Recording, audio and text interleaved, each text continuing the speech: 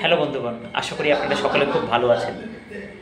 আর আপনাদের সকলকে আমন্ত্রণ আমার প্রিয় বন্ধু ঢোলের অনবদ্য সৃষ্টি সদাসফল হনুমান সিরিজে। এখান থেকে আমরা অনেক কিছু নিজেরা লার্ন করতে পারি। রামায়ণ আমরা সকলেই কম বেশি পড়েছি, দেখেছি, শুনেছি। তবে একটা কথা কখনো মন থেকে ভেবেছেন কি, জ্ঞান তো আজকের যুগে সবার হাতের মুঠোয়, ওয়ান ক্লিক, গুগল খুললেই সব উত্তর। এখন তো আবার চলে এসেছে চ্যাট জিপিটি, ওপেন এআই, আরও কত টুল। একটা রিল, একটা ভিডিও, একটা কোর্স, ইনফরমেশন সহজেই পাওয়া যায়, লাখে লাখে। কিন্তু উপলব্ধি, রিয়েলাইজেশন, তা কি এত সহজে আসে? একটুখানি জানলেই আমরা ভাবি আমরা বুঝে গেছি, কিন্তু আসলে শিক্ষা আসে যখন জ্ঞান আর যন্ত্রণা একসাথে মিশে যায়। আজ আমি আপনাদের সামনে শুধু একটা গল্প নয়, আজ আমি রাখতে চলেছি একটি প্রশ্ন, এক ভয়ঙ্কর, সোজা কিন্তু গভীর প্রশ্ন। এমন একটা প্রশ্ন যেটা হয়তো আপনি কোনোদিনও ভাবেননি, কিন্তু ঠিক এই প্রশ্নটাই বলতে দিতে পারে আপনার জীবনের বাকি গল্পটা। একটা এমন প্রশ্ন যেটা মাথা নয়, সরাসরি হৃদয়কে নাড়া দিবে। This is not just a question, this could be your অ্যাওকিং।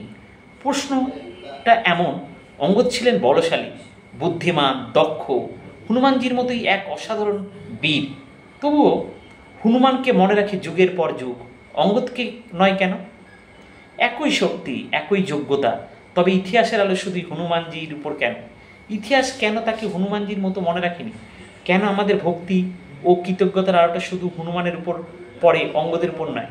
আরেকটা প্রশ্ন, অঙ্গদ তো সমুদ্র পার হতে পারতেন, তবু কেন প্রথমবার লঙ্কায় পাঠানো হলো হনুমানজিকে, অঙ্গদকে কেন নয়?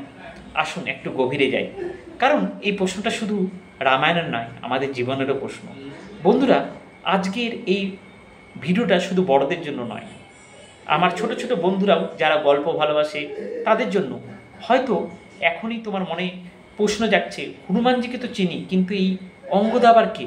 চলো তাহলে জানি। অঙ্গদ ছিলেন বালির পুত্র, সুগ্রীব ছিলেন তার কাকা, বানর রাজপরিবারের সন্তান, বলশালী, বুদ্ধিমান, অপরাজেয় এক যোদ্ধা।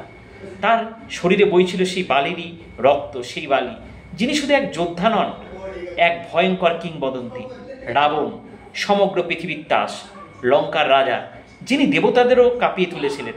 কিন্তু বন্ধুরা, বালির সামনে তারও চলল না। একদম এক হাতে, না একটিও বাড়িয়ে বলছি না, এক হাতে ধরে তাকে বগলের নিচে আটকে রেখেছিলেন পুরো 6 মাস। আর তাকে 6 মাস ধরে আটকে রেখেছিলেন কোনো রাজপ্রাসাদে নয়, বরং নিজের বগলের মধ্যে। ভাবুন, এটাই ছিল বালির বল। আর সেই বালিরই পুত্র অঙ্গদ, যার রক্তে ছিল বালির গর্জন, যার বুকে ছিল বালির আগুন, যার মনে ছিল বালির মতোই অহং, শক্তি, সাহস। তাহলে প্রশ্ন জাগে, এরকমই একজন বীর অঙ্গদ, তাকে কেন আমরা ভুলে গেছি? এক কোনায় চাপা পড়ে গেছেন কেন? ইতিহাস তাকে নয়, হনুমানজিকে মনে রেখেছে। বন্ধুরা, এই প্রশ্নটা শুধু ইতিহাসের নয়, এই প্রশ্নটা আপনার জীবনের আয়নাও বটে। Let the story begins. রামায়ণের সেই বিখ্যাত দৃশ্য, যখন সীতা হরণ হয়ে গেল, এরপর সীতার খোঁজে বানর সেনা চারিদিকে ছড়িয়ে পড়ে। দক্ষিণ দিকে পাঠানো হলো হনুমান, অঙ্গদ, জাম্বুবান, নল, নীল সহ এক বিশাল দল। অনেক খোঁজাখুঁজির পর তারা এসে পৌঁছালেন মহাসমুদ্রের তীরে। সেখানে মিলল এক ভয়ানক তথ্য, সীতামাতা বন্দী লঙ্কায় রাবণের প্রাসাদে। এখন দরকার এমন একজন বীর যিনি পার হবেন এই বিশাল সমুদ্র, যাবেন লঙ্কায়, খুঁজে বার করবেন সীতাকে। প্রশ্ন উঠল, কে যাবে? কে এই অসম্ভব কাজটিকে সম্ভব করবে? তখন জাম্বুবান এগিয়ে গেলেন। প্রথমেই অঙ্গদের দিকে ফিরে বললেন, বালিপুত্র, তুমি তো তরুণ, বলশালী, বুদ্ধিমান, তুমিই যাও। তখন অঙ্গদের রিপ্লাই, আমি লঙ্কা যেতে পারবো ঠিকই, কিন্তু ফিরে আসতে পারবো কিনা তা নিয়ে আমার মনের মধ্যে সংশয় আছে। কি? বালির মতো এক মহাবীরের পুত্র 100 যোজন পর্যন্ত বিশাল সমুদ্র লাভ দিতে সক্ষম, সেই অঙ্গদ বলছেন ফিরে আসতে পারবো কিনা জানি না। বন্ধুরা, একজন বানর যে 100 যোজন লাভ দিতে পারে, তার ফিরে আসা নিয়ে সংশয় কেন? না, সমস্যা ক্ষমতার নয়, সমস্যা ছিল বিশ্বাসের। অঙ্গদের ভিতরে ছিল ডাউট, হেজিটেশন, সেলফ ডাউট, আর সেই এক বিন্দু সন্দেহই কেড়ে নিল ইতিহাস গড়ার সুযোগ। জাম্বুবান ছিলেন অভিজ্ঞ, শান্ত, কিন্তু ক্ষুরধার এক পর্যবেক্ষণ। তিনি অঙ্গদের মুখে দ্বিধার কথা শুনে বুঝে গেলেন, এই ছেলে রিস্ক নেবে না, এই ছেলে নিজেকে প্রমাণ করতে চায়, কিন্তু নিজেকে সঁপে দিতে চায় না। এ লিডার নয়, এ ফাইটার। ঠিক তখনই জাম্বুবান এই সুযোগটা তুলে দিলেন হনুমানের হাতে। সেই হনুমান যিনি তখন হতাশ হয়ে এক পাথরের উপর বসে আছেন, তার মধ্যে ছিল না কোনো অহংকার, না কৌশলী ভাষা, তার ভিতরে ছিল ভক্তি, শ্রদ্ধা, পূর্ণ আত্মসমর্পণ। আর ঠিক তখনই জাম্বুবান তাকালেন হনুমানের দিকে আর গর্জে উঠলেন, বীর, তুমি তো বানর রাজ্যের শ্রেষ্ঠ, তুমি শাস্ত্রজ্ঞ, বলবান, বুদ্ধিমান, তবুও চুপ কেন? তুমি রামের সমতুল্য বলের অধিকারী, তবুও আজ এই মিশনের আগে তোমার মুখে কোনো কথা নেই কেন? তারপর তিনি স্মরণ করলেন হনুমান কে ছিলেন, কোথা থেকে এসেছেন, কি পেয়েছেন। তুমি সেই পবনপুত্র, যার জন্ম এক তপস্বিনীর তপস্যায়, যাকে আশীর্বাদ করেছিলেন পবনদেব নিজেও। তোমার জন্মকালে ব্রহ্মা বলেছিলেন কোনো অস্ত্র তোমাকে ছুঁতে পারবে না। ইন্দ্র যখন তোমাকে বজ্রপাত করেন তুমি আহত হওনি, বরং ইন্দ্র নিজেই বলেছিলেন তোমার মৃত্যু হবে শুধুমাত্র তোমার ইচ্ছায়। তুমি সেই গরুড়ের সমতুল্য, যার ডানায় সাগরের নিচ থেকে উঠিয়ে আনা যায় সাপও। তোমার বাহুতে সেই বল আছে, তোমার গতিতে সেই আগুন আছে, তোমার অন্তরে সেই ভক্তি আছে যা অসম্ভবকেও সম্ভব করে বদলে দিতে পারে। তাই ওঠো হনুমান, এ বিশাল সমুদ্র তুমি এক লাফে পার হয়ে যেতে পারো। তুমি পারবে, কারণ তোমার মনে আমি নেই, তোমার মনে আছে রাম। এই ছিল জাম্বুবানের বর্জ্যগর্জন, এই ছিল সেই অগ্নিস্ফুলঙ্গ যা জাগিয়ে তুলল ঘুমন্ত আগ্নেয়গিরির হনুমানকে। হনুমান তখন ধীরে ধীরে উঠে দাঁড়ালেন, শরীর বিশাল হতে থাকলো। Rest is history.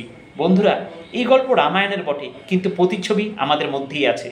আমরা অনেকেই নিজের শক্তিকে ভুলে বসে থাকি, শুধু দরকার একজন জাম্বুবান, যিনি আমাদের মনে করিয়ে দেন তুই পারিস।